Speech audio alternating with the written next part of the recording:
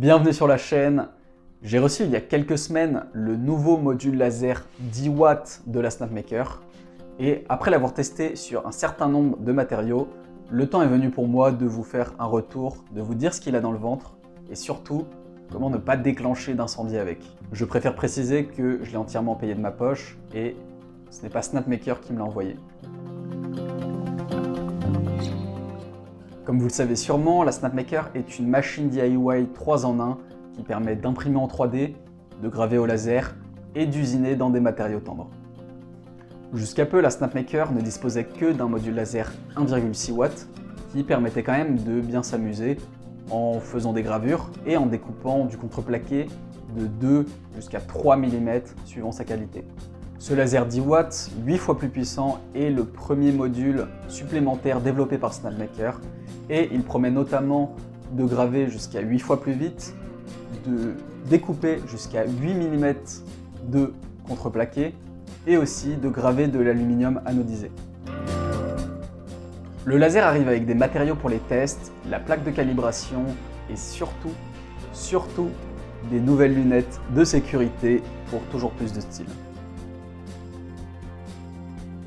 Il se monte sans problème sur la machine comme les autres modules, enfin si vous utilisez les bonnes vis, car en effet j'ai vu sur le forum plusieurs personnes qui, au lieu d'utiliser les vis de 8 mm fournies, utilisaient des vis de 10 mm et ça avait pour conséquence de bloquer le ventilateur qui est censé refroidir le laser et ça le faisait donc littéralement cramer. Je vous avoue que j'ai commandé le laser en même temps que j'ai commandé la Snapmaker, donc je cherchais pas forcément des fonctionnalités supplémentaires, en tout cas, s'il y en avait marqué, ça me parlait pas vraiment puisque je n'avais pas encore la machine. Pourtant, une des premières choses qui m'a frappé quand j'ai commencé à le configurer, c'est le nombre de petites fonctionnalités supplémentaires qu'ils ont ajoutées et qui rendent l'expérience vraiment extrêmement simple. La capture photo se fait en une prise au lieu de 9, ce qui la rend beaucoup plus rapide et précise que sur l'ancien module. Et il y a un laser rouge oblique qui permet de mesurer automatiquement l'épaisseur du matériau. Ce qui est bien pratique et beaucoup plus précis que mon vieux pied à coulisses acheté 10 € chez Bricomarché. Enfin, le focus lui aussi est automatique et il n'y a pas besoin de graver les petites lignes comme c'était le cas avec l'ancien module. Bref, la prise en main est ultra simple et il n'y a quasiment plus rien à faire de manière manuelle. Un vrai plaisir. Enfin, pour l'instant. C'est bien beau tout ça, mais à la base, j'ai acheté ce laser pour sa puissance. Alors, c'est ce qu'on va tester. J'ai chopé différents matériaux que j'avais sous la main, de chez Snapmaker, du contreplaqué de 1,5 et 5 mm, du médium d'une épaisseur de 3 mm, d'une plaque d'acrylique noir mat d'une épaisseur également de 3 mm, et une plaque d'aluminium anodisé. Pour aller un peu plus loin, j'ai aussi testé du carrelage, comme je l'avais déjà fait dans une de mes précédentes vidéos, et un bout de bois d'une épaisseur de 18 mm. J'ai commencé avec les matériaux Snapmaker, notamment le contreplaqué de 5 mm qui est fourni avec le laser. Je l'utilise pour faire le projet de base pour ce laser qui est de découper un rapporteur et une équerre. Cette première découpe est à la fois très propre et très rapide, plutôt impressionnant. J'ai ensuite testé le contreplaqué de 1,5 mm et cherché à aller le plus vite possible. Pour la gravure, mon premier René Coty à 6000 mm/min à une puissance de 10% n'était pas du tout assez marqué. Alors, j'ai augmenté la puissance en la mettant à 100%. Et là, ce n'est pas une gravure de René Coty qui est sortie, mais plutôt une espèce de dentelle. C'était complètement passé à travers à pas mal d'endroits. Et même si ça donne un côté un peu artistique, c'est peut-être un peu trop puissant. J'ai donc fait différentes planches test et c'est assez fou de voir à quel point quand on augmente un peu la puissance, même à des vitesses assez importantes comme ici 2400 mm/min, eh bien on attaque quand même pas mal la matière. Là par exemple les rectangles sont creusés de quasiment 1 mm. Finalement j'ai eu des bons résultats pour 2400 mm/min à 30%. Pour ce qui est de la découpe, ça a moins bien marché que ce à quoi je m'attendais. C'est-à-dire qu'en une passe, j'ai seulement à 400 mm/min que ça s'est vraiment décroché. Et à 500, c'est limite. ça se décroche, mais pas partout. J'avais déjà usiné dans ce matériau qui est fourni par Snapmaker, mais je ne pensais pas que c'était possible de graver au laser dedans. J'avais déjà essayé d'ailleurs avec le laser 1,6 watts, mais le modèle du rhinocéros un peu moche fourni par Snapmaker m'a prouvé le contraire. Les paramètres sont de 1 passe à 120 mm/min et le résultat vraiment propre. Je ne me suis pas attardé sur ce matériau parce que ça pue vraiment et ça fait plein de petites poussières de plastique très légères qui, je pense, ne sont pas très bonnes pour la santé et qui salissent un peu tous les plans de travail. Ce matériau est plus compact que le contreplaqué et ces plaques que j'ai reçues de Snapmaker font 3 mm d'épaisseur. J'ai commencé la gravure et j'ai été surpris de voir de beaux résultats à vitesse assez haute et faible puissance. Pour 2400 mm/min à 30%, ça faisait le taf. Pour la découpe, c'était un peu différent. À faible vitesse, 200 à 350 mm/min, le pourtour est complètement cramé et ça ne traverse pas en une ni même en deux passes. Avec 3 passes à 120 mm/min, j'ai réussi à passer en travers, mais la plaque paraît complètement brûlée. C'est assez étrange car par exemple Heliox, une youtubeuse francophone qui a fait l'essai du même laser, découpe du MDF de la même taille en 2 passes à 400 mm/min.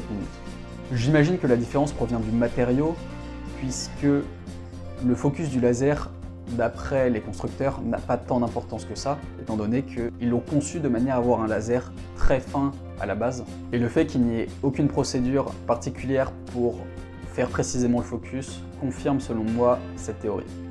Je connais cette théorie, oui. Là, j'ai pris l'échantillon fourni avec le module et je ne voulais pas faire le renard classique qu'il proposait. Alors, j'ai décidé de graver un René Coty. J'ai découvert que sur cette matière, c'est en négatif que ça grave. On a donc un résultat bien moche, mais bon, au moins vous le saurez pour vos prochaines gravures. J'avais fait il y a quelques temps une vidéo sur comment faire une gravure laser sur du carrelage avec les paramètres optimaux pour le laser 1,6 watts. J'ai donc décidé de reconduire des tests pour trouver ces paramètres pour le laser 10 watts. J'ai commencé par refaire le même tableau avec les mêmes vitesses et déjà ça faisait plein d'étincelles et pas mal de bruit. Ensuite, quand j'ai nettoyé, j'ai vu à quel point ça avait attaqué la matière. Il n'y a même plus de traces noires car la couche de faïence a été entièrement décapée sur une épaisseur de plusieurs dixièmes de millimètre. J'ai donc refait une planche test avec des vitesses plus rapides et le résultat était encore assez délavé car trop puissant.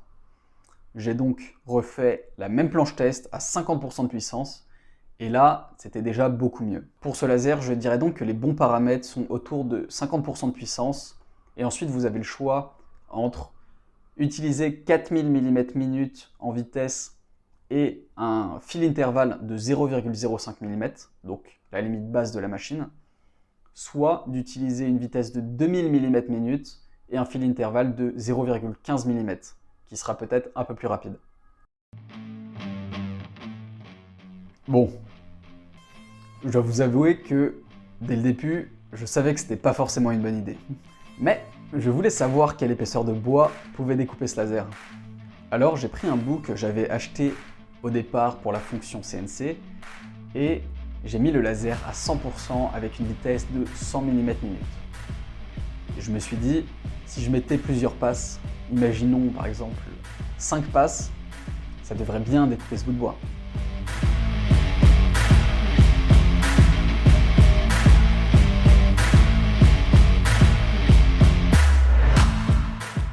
Dès la deuxième passe, j'ai compris que ça sentait mauvais. Bon, en plus, ça sentait vraiment mauvais avec le bois cramé. Il y avait une petite flamme qui apparaissait et le bois commençait à rougir. Mais bon, j'ai décidé de laisser tourner. Pour la science, vous comprenez. Pour la quatrième passe, ça cramait plutôt bien, alors au début de la cinquième passe, j'ai stoppé la découpe.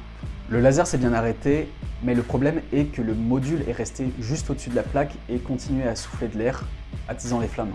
J'ai donc éteint la machine en catastrophe et récupéré le bout de bois pour le mettre dehors.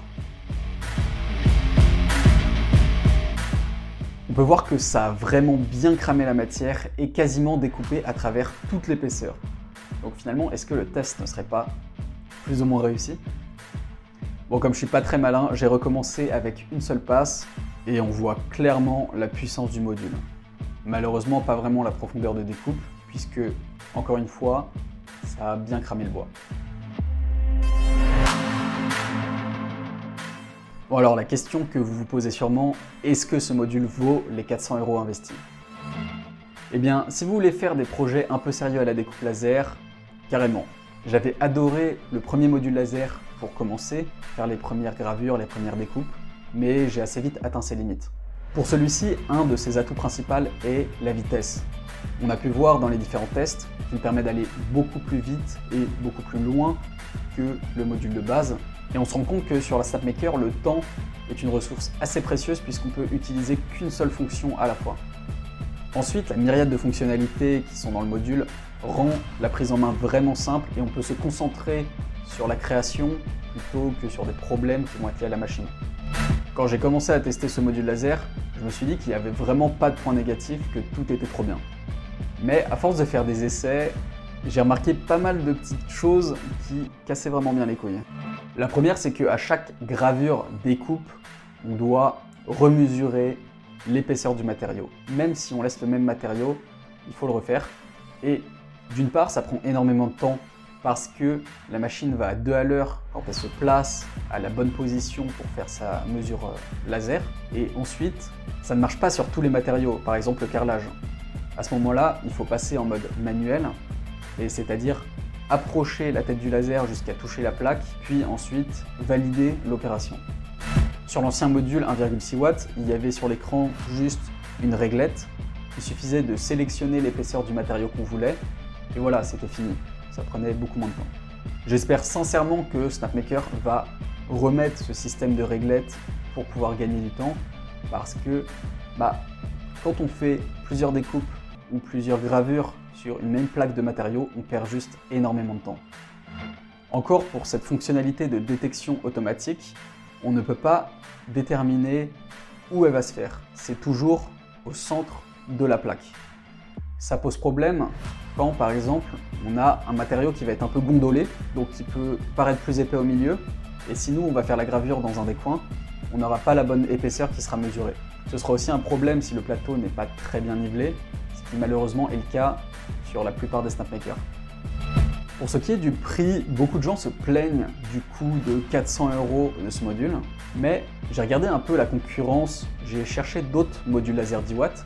Il y a par exemple celui-là de chez Endurance Laser qui est un simple module laser 10 watts avec une alimentation. Eh bien, il est proposé au prix de 400 $, ce qui est le prix que propose Snapmaker aux États-Unis également. Donc pour moi, avec les fonctionnalités qui sont dans ce module laser, le prix n'est vraiment pas excessif. Personnellement, je ne regrette pas du tout mon achat. Reste maintenant à voir avec l'utilisation dans le temps quelles sont vraiment ses possibilités et les limites, et surtout quelles améliorations vont être apportées au logiciel par Snapmaker. Voilà, c'est la fin de cette vidéo sur le laser de la Snapmaker. J'en suis encore à m'entraîner pour parler correctement et faire un montage décent, et ça me prend beaucoup de temps. Mais par la suite, j'aimerais vraiment me concentrer sur la création et la vente pour pouvoir vivre de cette passion du DIY. J'aimerais vraiment devenir indépendant et pouvoir partager mon expérience. Il y aura donc probablement, pas tout de suite, mais dans plusieurs mois, du contenu payant, peut-être des formations qui arriveront en lien avec cette chaîne. C'est bien sûr non indispensable, donc si ça ne vous intéresse pas, eh bien vous pourrez toujours continuer à regarder les vidéos sur YouTube. Et si ça vous révolte, vous pouvez toujours vous désabonner. Si au contraire vous comprenez cette démarche et que vous aussi vous en avez marre de votre travail salarié et que vous aimeriez vous orienter plus vers l'indépendance, eh bien vous pouvez toujours vous abonner et me laisser un pouce gris pour me soutenir. D'ici la prochaine vidéo, portez-vous bien.